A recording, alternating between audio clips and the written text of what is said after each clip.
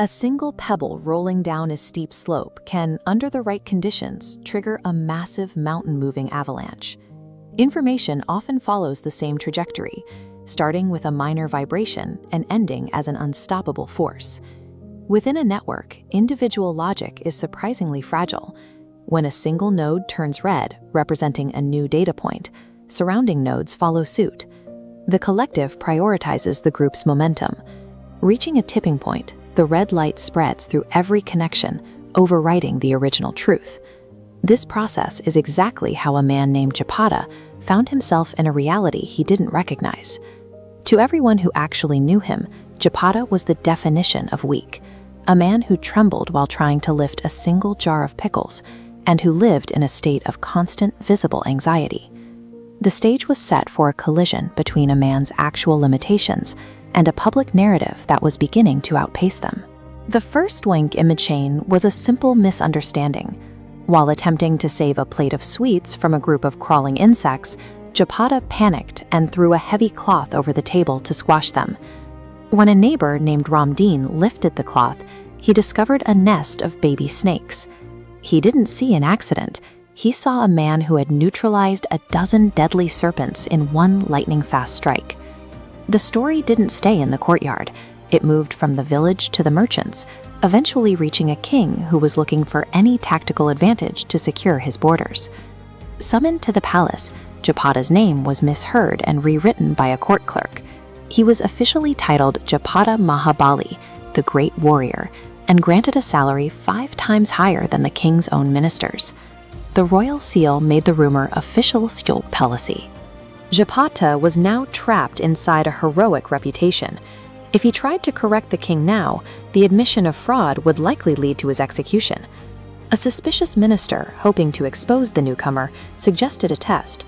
Japata would be sent alone into the forest to capture a man-eating beast that had been terrorizing the local herds.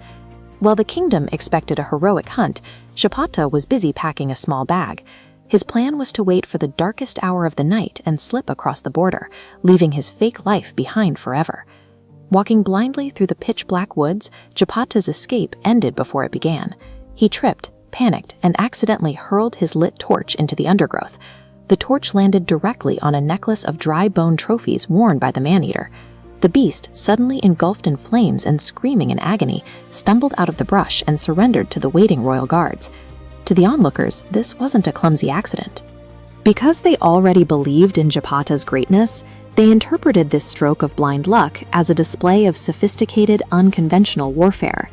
The king struggled to explain how a man could defeat such a creature with a single casual throw. Instead of questioning the man, the king used confirmation bias to bridge the gap, looking for a reason that would justify the outcome.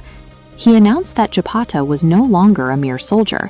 He was a vessel for divine power granted by the heavens. The myth had officially shifted from a capable warrior to an invincible demigod. This new reputation immediately changed the geopolitical landscape. When the neighboring kingdom of Monduk declared war, the king didn't send his generals. He sent his demigod to lead the front line. Japata tried to flee one last time, gluing on a long white beard to disguise himself as a wandering monk. But he was caught in the mobilization, identified by his size, and forced onto the back of the army's lead war elephant. The higher the myth climbed into the realm of legend, the more dangerous the physical reality became for the man at its center. On the morning of the battle, Japata sat high above the field, paralyzed by fear. He wasn't holding a weapon. He was clutching the elephant's saddle just to keep from falling off. But the enemy army wasn't seeing a terrified man. They were looking at a figure they had already been told was a divine warrior. They projected their existing fears onto the silhouette they saw in the distance. The physical inputs of the white beard and the white elephant merged with the pre-existing rumor. To the enemy scouts, this wasn't an old man on an elephant. It was the literal avatar of a god, exactly as the stories predicted. Before a single arrow was fired, the Manduk army abandoned their positions. They broke formation and fled the field, convinced that any engagement would be a battle against the divine. Japata secured a total victory and a lifetime of wealth without ever learning how to fight.